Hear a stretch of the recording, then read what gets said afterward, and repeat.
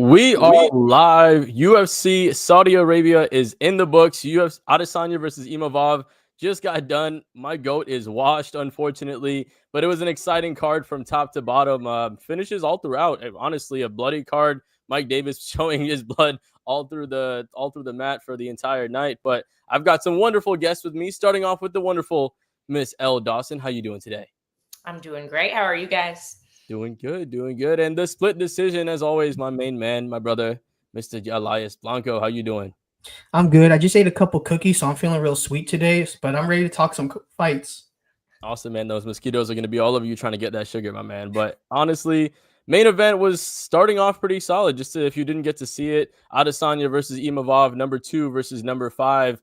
And it was essentially for Adesanya a make or break moment, right? For into this fight, it was, is he going to be still someone that is the elite of the elite at middleweight, or is he going to take that step down as someone just kind of past his prime? And for the first round, it looked like we were going to see elite Israel Adesanya. We saw feints. We saw the stance switching. We saw the kicks at all 3 levels. We saw beautiful outside and inside low kicks.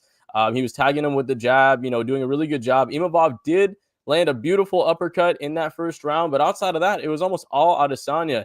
In the second round, completely the other way around. Adesanya was framing away from Imavov. Imavov clears him with a beautiful left hand and a left, pretty much uppercut / left hook, while Adesanya was trying to get him up, and it was just ground and pound from there. And Imavov, hey, shout out to him, man. He had a great performance, was able to get the shot that he needed against the former champion, and now he's slated to be a fresh talent in the middleweight division, which is sorely needed with the matchup coming up next week in Sean Strickland versus DDP. But Elle, what did you see in that fight and just some of your breakdowns off of it?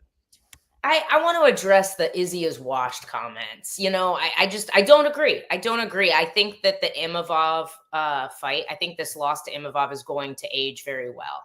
I think Nasruddin Imavov has been one of the most consistently underrated guys in the division for good reason. Like, I was talking to Dave about this. Oh God, Dave, get out of here.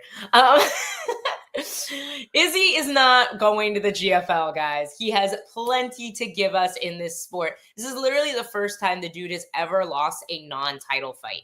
And I truly do believe that Imavov is going to move on to be a title contender. So I don't think this ages poorly for Israel Adesanya at the age of 35 against a really tough contender here, who, as you said, was looking fantastic against was defending really deep shots, was I think Dave's drunk. Was defending deep shots, was doing really well on the feet, tripped him, had some really nice foot sweeps and whatnot, getting him off balance. He was making Imavov really uncomfortable in the first round. So I think Izzy of old is still there. I just think that, maybe I don't think he's chinny. I think he just got caught. It happens. And he got caught by a really, really good young talent. Imavov, like, when I was talking to Dave about this fight, he's like, well, who has he beat? And I'm like, I think we're going to be saying, oh, he beat Izzy after this weekend. Like, I think this was the next step in the ladder for Imavov, because he's always been very consistent. He's a super consistent guy, but he's not always flashy. So people have not been excited about him up to this point. I think that's going to change moving forward. I really do. Absolutely. And his last win, right? Coming off of against Cannonier, right? That was a solid performance as well. Cannonier, former title challenger, someone who's gone also, multiple weight classes, right? This is a guy who has power as well. Knockouts in 3 weight classes in the UFC. And he went and manhandled him, right? So Imavov is showing that, he is one of the elite talents in the middleweight division, and it's going to be exciting with the matchup being a rematch next week. Is Imavov the number 1 contender? So we'll get into that next, actually. But Elias, there was one thing you texted me that really kind of opened my eyes with the old Izzy and the current Izzy. What do you feel, based off of what you told me, some of the shifts that have maybe led to some of the decline that we've seen? I think that, if you notice in the fight, I think Elle was right. Izzy was very hesitant. I think that, when you watch a typical Israel Adesanya fight, when he's on the feet, he's feinting a lot. He has a lot of fast twitchy muscles and stuff like that. And I kind of saw like a very stationary Izzy. He was still kind of, counterpunching really well. That's what he's really good at. but I felt him kind of be a little more slower to react on some of the shots. Hence, the uppercut at the end of the first round.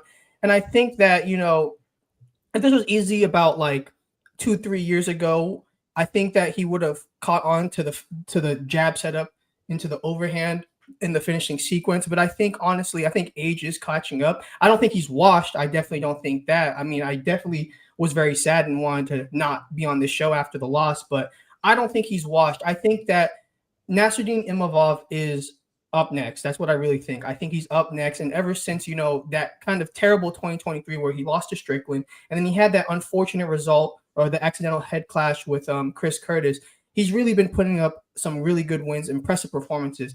The Cannoneer one, I mean, we just mentioned it, man. I mean, when has he ever been stopped like that? You know what I mean?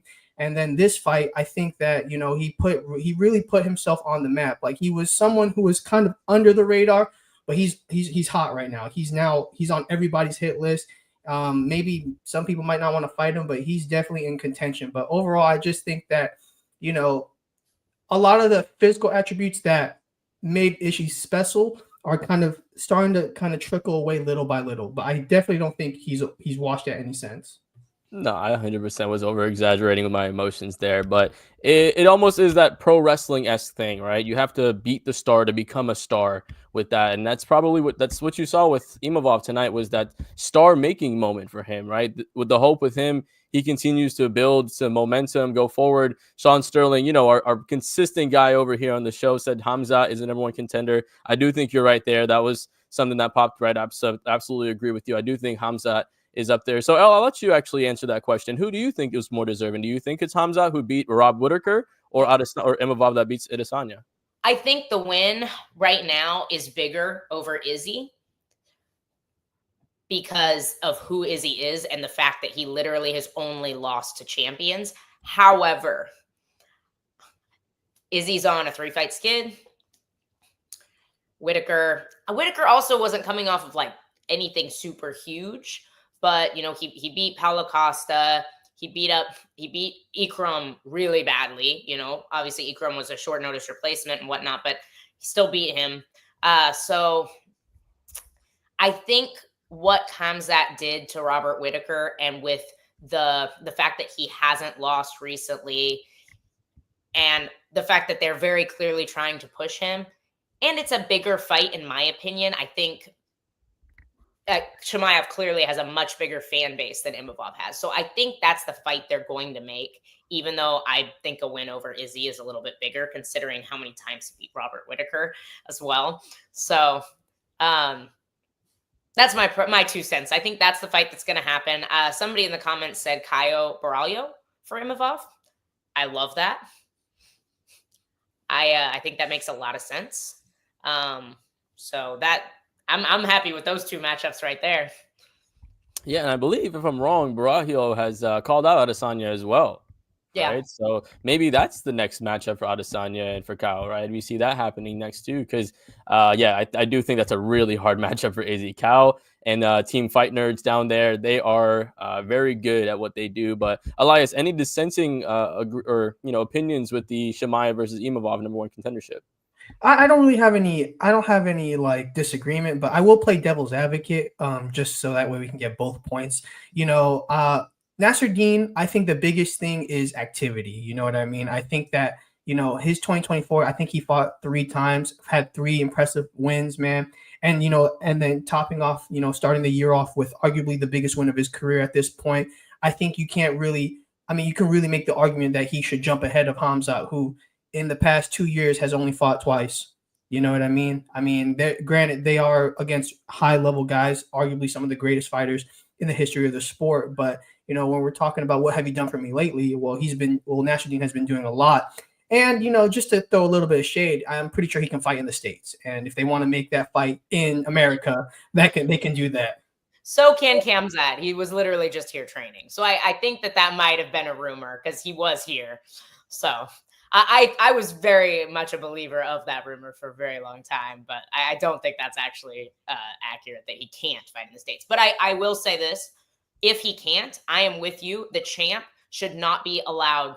Like you cannot be allowed to fight for the championship if you're not allowed to fight all over the world. So Shara should never, which I don't think he would ever reach that level regardless, but Shara should never be allowed to fight for a championship because you have to be able to fight all over the world if you're the world champion. So I do agree with you there. If that's an issue, he shouldn't be allowed to fight for the belt at all, in my opinion. But No, 100% agree. And it's a very interesting thing with him, with just his eye and everything that he has, like being able to fight. And I think that's a perfect transition, honestly, to our co-main event, right? We had MVP versus Shara Bullet, which I really think just MVP absolutely styled on him. Like we saw two different levels of striking. And, you know, if you've watched Shara Bullet before, the man is dangerous, right? He's undefeated coming in. You know, he's had absolutely not tremendous knockouts. I mean, the double spinning back elbow, if you haven't seen that yet, need to go watch that. And MVP just made him look absolutely lost, right? He was making him miss.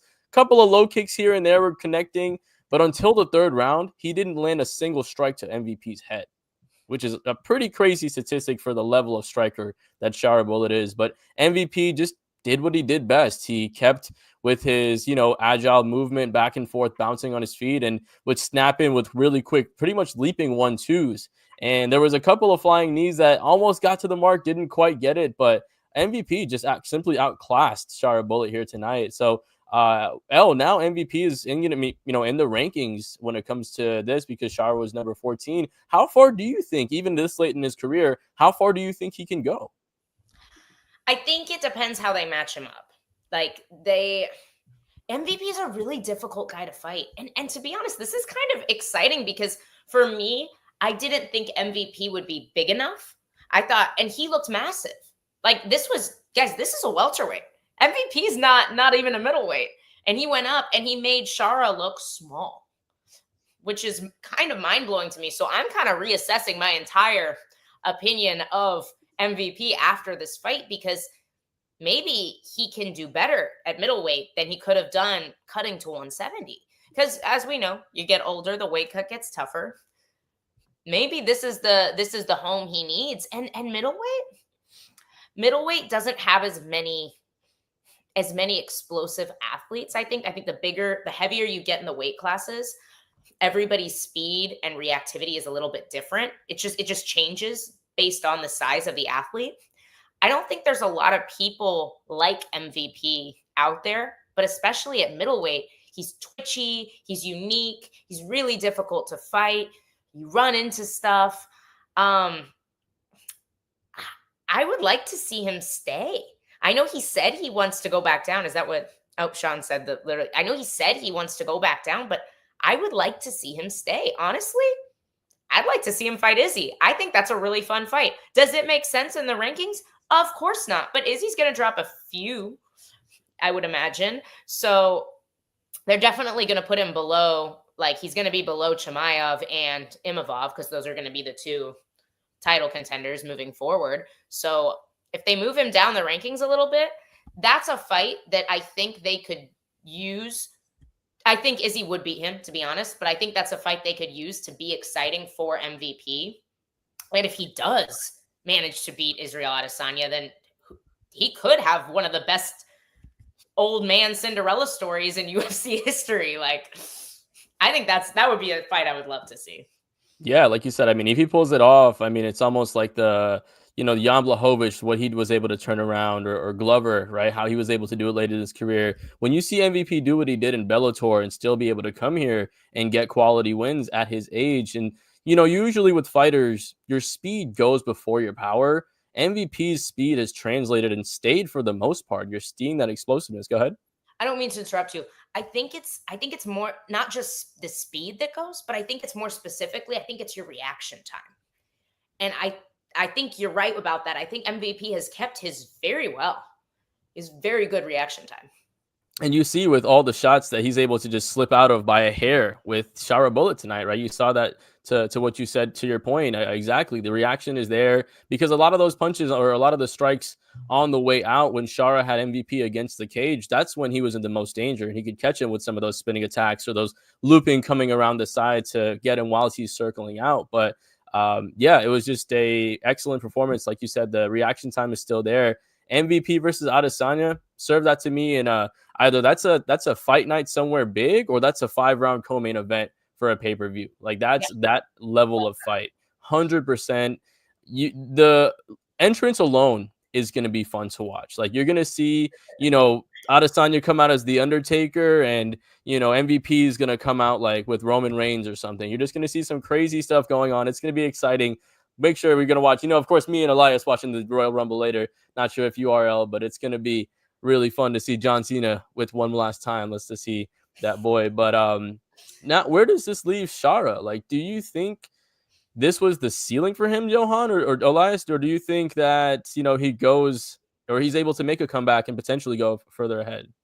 It's kind of tough, here's it. I'm not saying for a check, but IRS papers are coming. I'm gonna let you know that right now. But the one thing I was, it was interesting because I was on Twitter like earlier this week, and the one thing I kept noticing was a lot of videos of Shara Bullett's boxing defense. And if you can't see behind me, I'm a big boxing guy. Shout out Boxing Bananas. But I noticed that he has some of the best educated feet, very creative, a very creative striker. But when it comes to fundamentals, when it comes to his hands, offensively and defensively, man, he eats a lot of shots. I think it was the fight against Bruno Silva, he himself is not the best striker. Shara was eating a lot. So I was thinking, man, someone who can time really well, who's fast, and who can just kind of hit you with burst of attack. I mean, that was kind of like what I was just thinking, man, like he might get pieced up. And honestly, that's what happened, man. What's next? I don't know if he's going to be a contender in the UFC, especially at middleweight, just because like his past opponents, they were very winnable fights. I think those were stylistically, those were very well in his favor. And I think this was his first toughest test. And I'm not going to say that, MVP was what's it called, like a bad contender, just because MVP really is still at the top of his game at his age. But man, like this was a real reality check for Shara, man. He really needs to defensively, he really needs to be on point, especially boxing, because we just saw like he couldn't really do anything with his hands. And the fight starts at the feet, and your feet can't really just win the fight at all, man. You have to set things up, and he really wasn't doing that. Yeah, and like you said, MVP was even able to, push him up against the cage and just kind of hold him there. Wasn't able to do much with the grappling. But before I know you got to roll here pretty soon. What was? I'm good. I got time. Okay, cool. So obviously, the next fight up, Biggie Boy versus not Romanov, the other guy, Pavlovich. Yeah, two big, meaty boys. But yeah, Rosenstrike and Pavlovich, boring fight. It is what it is. It wasn't really the greatest fight. Now, I think for Pavlovich, he kind of just stays in that upper echelon of heavyweights, but he's limited with the ceiling, right? He has a solid skill set. When he gets you on the ground, he's heavy on top. His striking is actually deceptively quick, right? I feel like that's one of the things with his striking. And you saw with Biggie Boy, who's an experienced kickboxer, he was just able to still just outspeed Biggie Boy with that one. But what I do want to talk about, which I thought was a really fun fight, Said Nurmagomedov versus Vinicius Oliveira. That was exciting. Said Nurmagomedov has probably the fastest, or if not one of the fastest, front legs in MMA. Like the speed that he's able to bring that foot up, even when he's backing up, even when he's at weird, awkward angles, super unique. I know at the end of the first round, even he hit Oliveira with like a spinning kick that kind of just bounced off. He was able to eat it as well. But it was an insane fight overall. If you haven't seen it, it got sloppy. The boys got tired, and they were just winging punches at the end of it. And Vinicius lost the first round. Said did a really good job in that first round, really just kind of piecing him up and kind of controlling him. But Vinicius, as the rounds went on, Said got super tired. Vinicius capitalized on that, even though he was tired himself, was able to pick up the win off of this one. So, Elle, what was your thoughts on that crazy matchup? I know you love technique. What did you see out of the technique from those guys? I was really looking forward to this. Like I expected a lot of what we got, like they're both, like you said, they're both super technical guys. I did pick Oliveira. And I was not confident in that pick, to be completely honest with you. It was a slight lean. as well as many of my picks for this card. But I thought he like it was fun to watch, man. Like just one of those fights that are super exciting. It's like you just have so much wild. It's like so chaotic. Those are the fights you need. One of those or two of those fights always on the card, right? You have exciting, sharp strikers like MVP, sharp strikers like Adesanya. Give me two boys drunk at, especially on a card with what, 3 heavyweight matchups. Yeah, we gotta mix some of those in there too. Give me a couple boys, a couple beers in after the bar, trying to just get it on. That's what these guys essentially were doing, and it was a fun matchup. And for Vinicius, I believe this is 5 wins in a row for him, right? So, who do you think is an exciting matchup for him? Because bantamweight, one of the deepest divisions in the UFC. I know really recently you spoke with Marcus McGee, who's kind of at the ranking as well. So if you haven't seen that interview, make sure you check out my boy, The Split Decision, with his interview with him. But thoughts on the bantamweight division and his, potential future in that weight class? I don't hate that matchup at all. I mean, if you want to go ahead, Elias, but yeah, Man, like I think that would be a real good matchup for him. And I think too, I mean, after 5 straight wins, it's time for a ranked opponent, right? Especially a guy who, and Marcus McGee, who I think was, the biggest prospect to look out for after his 2024, man. I think that stylistically, that's an exciting matchup. On the feet, Marcus is a dangerous striker, man. But on the feet too, or on the ground too, man, so strong. And he has a great team behind him. And man, I would be excited. But one thing I'll say about this fight against Said Nurmagomedov for Said, man, let the ref do his job, man. You cannot be calling eye pokes and stuff like that. That right there could have just lost you the round, man. You have to fight until the ref says stop, man. And I think, not saying that was the reason for, the decision, but man, that definitely wasn't going in his favor after that. It's bad body language, and we saw some of that in the Bueno Silva Jasudavicius fight as well. And you can't because like there were some fouls maybe on both sides. I only saw the foul on the Bueno Silva side personally, with toes in the cage and the kicking the grounded opponent in the face, and you never saw Jasmine bat an eye. And it's like I think that's really important, especially for female fights where most of them are going to the scorecards. It's incredibly important to have that good body language. I agree with you. Right. It shows in a way you're looking for just extra help, an extra way out, right? You'll sometimes, if you have an eye poke and it happens, you can't help but react sometimes, right? But if there's just little things happening during the fight that you're looking for the ref, your mind is in another spot. Like you're thinking about fouls instead of thinking about your opponent instead. So I do agree with you, Elias. Like he kind of just stopped. He was already up against the cage, so it's not like he had area to go back, and he just stopped. And then Oliveira was like, I'm not stopping. And he just kind of let a couple go there, right? And he was lucky that it wasn't worse, honestly, and that he didn't get dropped off of that, or because his hands were just completely down. He had nowhere to go. But that was an exciting matchup. I think he's gonna want to shore up his cardio a little bit more. I mean, with a weight class like 135. Even if you're going up against a guy that is as tough of a matchup as Nurmagomedov, you still want to be able to hear your cardio at least late into the second round. You can't be swinging like Looney Tunes, against other guys that are super sharp in that division, right? Because if you do that against an experienced grappler, you're giving up your hips and you're going to be able to get taken down a lot easier. So, but it was a fun fight, and, definitely want to give the credit to where it's due there. But opening fight, Mike Davis versus Faraz Ziem, and, Christopher J was talking about thoughts on that one. It was weird for him to pull guard. Actually, I saw Mike Davis's story. He said he didn't really feel right. He didn't, feel right fighting out of the country. Maybe the adjustment time wasn't as long as he needed for that long of a fight. Obviously, recovering off of a bicep injury that he had a tear there. That's a very, very hard injury to come back from. And, we didn't see as old Mike Davis, but we did see kind of some unique layers to his game. I mean, his guard was very good. For most fighters, honestly, that knee/calf slicer that he had would have torn most people's knee. Like that was absolutely brutal. But overall, it was a tough fight for him. I thought Faraz looked really good. Right, there was one moment I think early in the first or second round where he just hit a knee on Mike Davis, and he was leaking. Probably one of the leakiest cuts that I've seen in recent memory. Yeah, and the whole octagon was covered. Faras's shorts went from white to red, and it was a tough fight overall. I mean, in the second round, that was actually in the second round with that one. They actually went back and forth while they were scrambling. Mike almost had the back, but the blood made it too slippery for any of the scrambling situations to really be solidified. Faraz almost had, an arm triangle as well.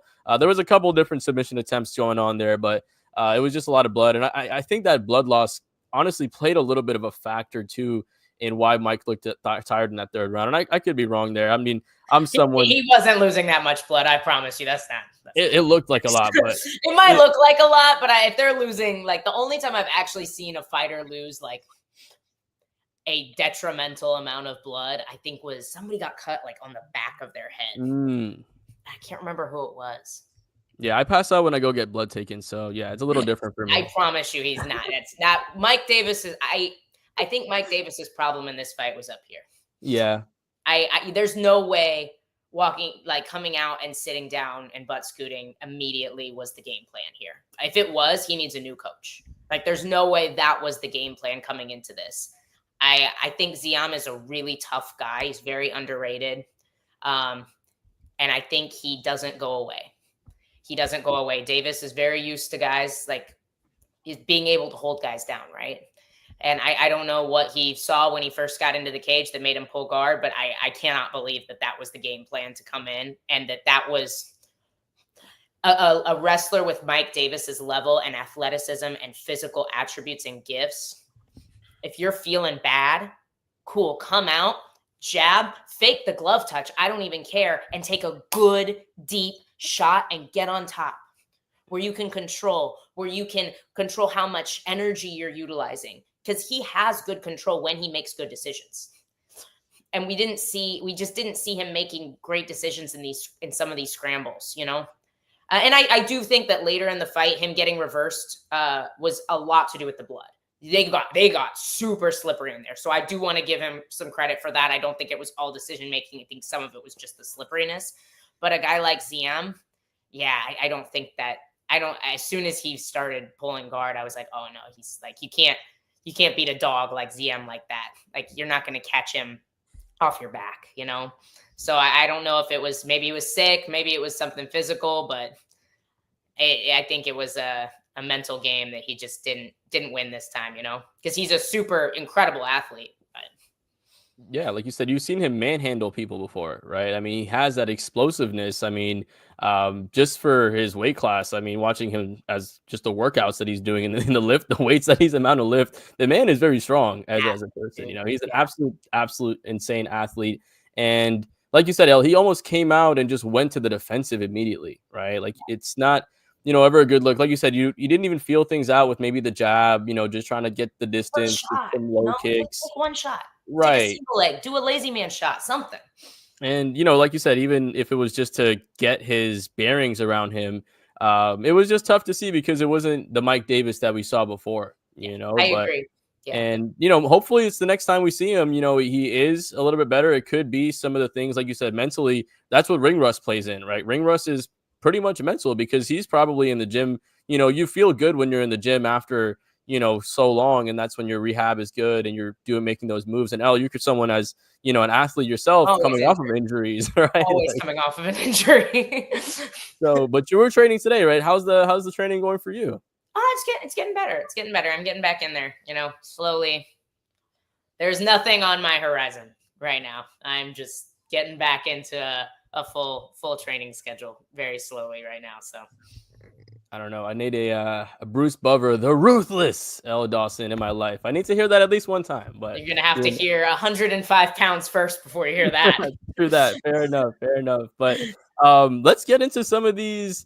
Honestly, some of these prelims fights were pretty fun. And Elle, I believe you train with Jazz, or you've trained with her before. Is that correct? I have trained with both. So Jasmine trained at ATT for a little bit. Myra was actually there longer. Jazz came and did one, maybe two camps with us. But I love Jazz. I love Myra. They're both awesome people, both great fighters. I thought Jasmine's wrestling though just really. She's so gritty. Like even if her striking isn't like the most technical or the smoothest or the prettiest. It's like there's always like she's always throwing something. She ate. I don't know. Do you guys remember she ate that elbow just square on the face and did not flinch? Absolutely did not flinch. I was like, oh, like that might have put me down. Like that looks like it hurt. And she's super tough. She like wears damage well. She constantly pressures and she's always throwing, even if it's not like the most perfect, pretty combinations. What I would have liked to see from her a little bit more is her shoot to the legs more. The 2 times she did shoot to the legs really well, she got a really nice takedown. So I would like to see her do that more. But all around, I thought she looked really good against a very dangerous Mayra who just fought for the bantamweight title. What, 2 fights ago? Right. This division, it just seemed like it moves just so quickly with this matchup happening as it is. And like you said, Mayra, coming off of a title fight not too long ago. And honestly, that first round she had, I think it was an elbow also or something where she made Mayra swell up on that left side of her face as well too. So it was beautiful. Jasmine's on a 4-fight winning streak now. So I think her just continued building what she's doing. Like you said, she has that gritty dog style, right? I feel like sometimes athletes want to make it look too pretty. And when they go up against someone who has that grittiness against them and it's not able to be pretty, it's not able to be fancy or just to the T, they're not able to find ways to win. You see with Jazz, she's able, like you said earlier, she's able to find ways to win and win just not the whole fight, but the little matchups, right? The little interactions, the little exchanges. She figures out a way to come out on top if it's rather, going first and going third, right? Or making different things happen against her or just mixing it up. I think she's just going, and I think Sean with a great analysis, she does look long compared She's got long limbs. Yeah, I feel like she's got like smaller torso, but longer limbs in a way. You know what I mean? She doesn't really fight long, to be honest. It's not like she's using it like I've been watching a lot of Javid Basharat's striking. I don't know if you guys have watched him much. Like just beautiful, long. Like it's not like she's striking like that or like Dakota Ditcheva. She doesn't really use her length. Like it's all in your face, but she is long. No, it's definitely she has the tools. It's exciting to see how far she can potentially go. Elias, what was your favorite prelim fight that you saw today? There was a few, man, but I think the one that really impressed me was sounds bad because Team Fusion did not have the best night, today, man. But Bogdan Grad versus Lucas Alexander, man. I think Bogdan's performance was a complete impressive performance because if you look back at his Contender Series fight against Michael Aswell, it was like the best fight of the season, man. Real back and forth. They were just banging, man. So I'm not saying I wasn't really well known with his grappling, man, but he really was super strong on the ground, man.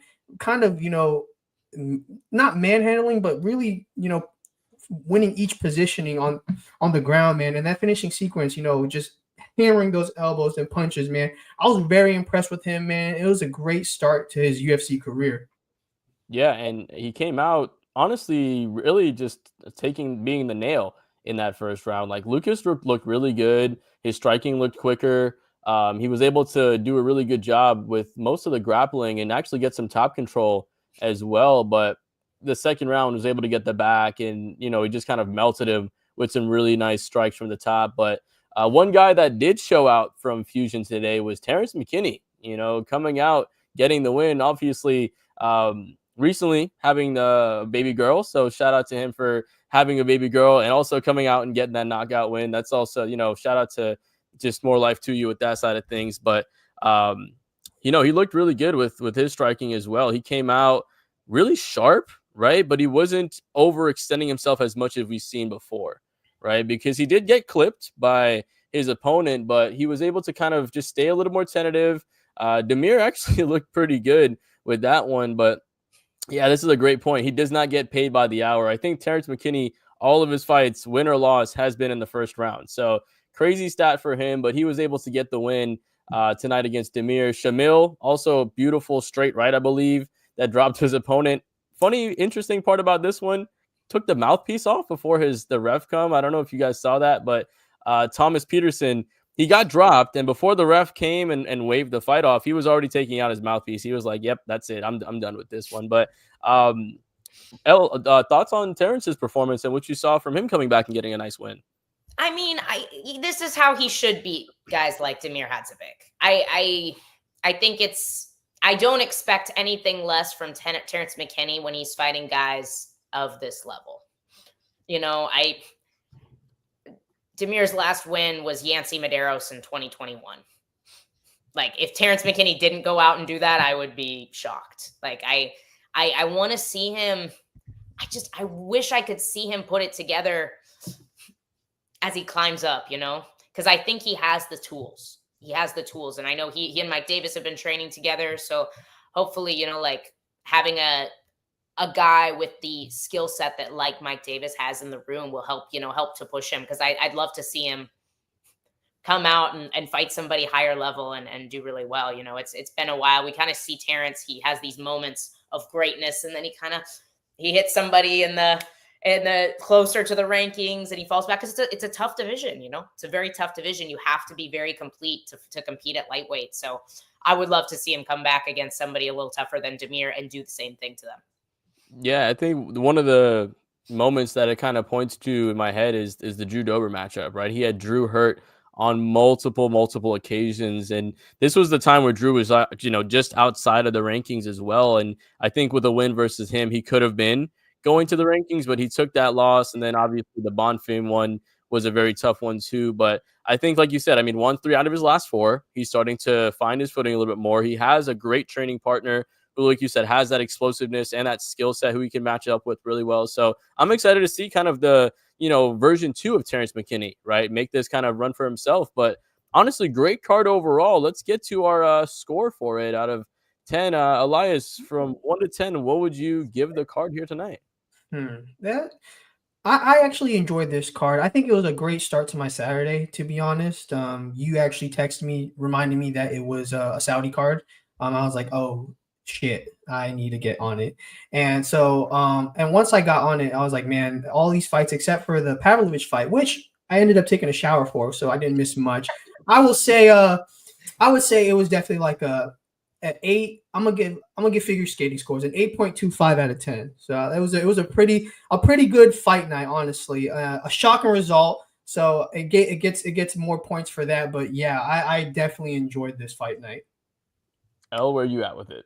Yeah, I give it an 8. I'm with Elias. I thought this was a great card. I know it may not have had the name value of a lot of other cards, but I think we've got a pay-per-view next week that doesn't have a lot of name value outside of the co-main and the main event. And I think I have a feeling that this card is going to age well for just exciting, good quality fights when we compare it to next week's pay-per-view. That's a hunch. And I definitely agree with you on this one. And obviously it is in Saudi Arabia, but I mean, this is a fight night, right? This was a fight night card, and we're comparing it to, a pay-per-view that has 2 title fights, in another country as well. So I definitely agree with you. I think with this card, even with, the name value that it had and, having connections with Fusion being 20 minutes from my house, right? It's like, you had that, the expectation coming in. And even though my favorite fighter lost, some people from Fusion lost, absolutely exciting card, right? What an exciting fight night to actually start off February, actually to kick off the second month here in 2025. This year is going to continue to be good. I think with this card, there's going to be a lot of fighters that we look back at this one and we see, oh, this was, the start of this part. Like, I think, like a guy like MVP, this could be the moment where, all right, he broke into the rankings, right? Like Imavov, he beat Adesanya. Like, there's a lot of different fights on this card that I can really see being instrumental to some of these fighters' futures. With Dave Van Auken giving it a 7.4, I'm going to give it a 7.9. I can't get over the heartbreak and give it an 8. So that's just me being biased. Yeah. If you're a reporter, do you rank MVP at middleweight? Like, even if he says, I'm going to go back down to welterweight, do you rank him at middleweight? Because we've had that happen before with guys ranked in divisions they don't even fight in. Right. I mean, why not? Right. I mean, why not? You have a guy that's exciting. He has name value. If he's able to make both weight classes, and let's say he does come up for another fight, yes. I mean, if he takes 2 more fight at welterweight, and it's 6 months of inactivity at 185. Take him off the rankings, right? But I say for now, throw him on there, and then if he's inactive and he doesn't do that, because yeah, he could say he's going down to 180 or 170 again, but he's eating that pizza and he's like, you know what, I might stick here at 185. So I say throw him on there. You can always change it down the line if someone else comes and surpasses him. That's my opinion. What would you do? No, I'm for it, but that's because I want him to stay at 185. I don't like guys being ranked at divisions they don't compete in. I think it just holds up ranking spots, but I want him at 85. I like thick MVP. Thick MVP, new mystical fighter coming out to you guys right here. Make sure you guys like the video, subscribe if you're not subscribed on YouTube, like us on Facebook, follow us on Instagram. Dave's out here doing some crazy stuff tonight. He might show you some of that later on. But thank you guys, as always, for watching. We had the wonderful Elle, TSD Elias Blanco, I'm myself, and we'll catch you guys after the next fight.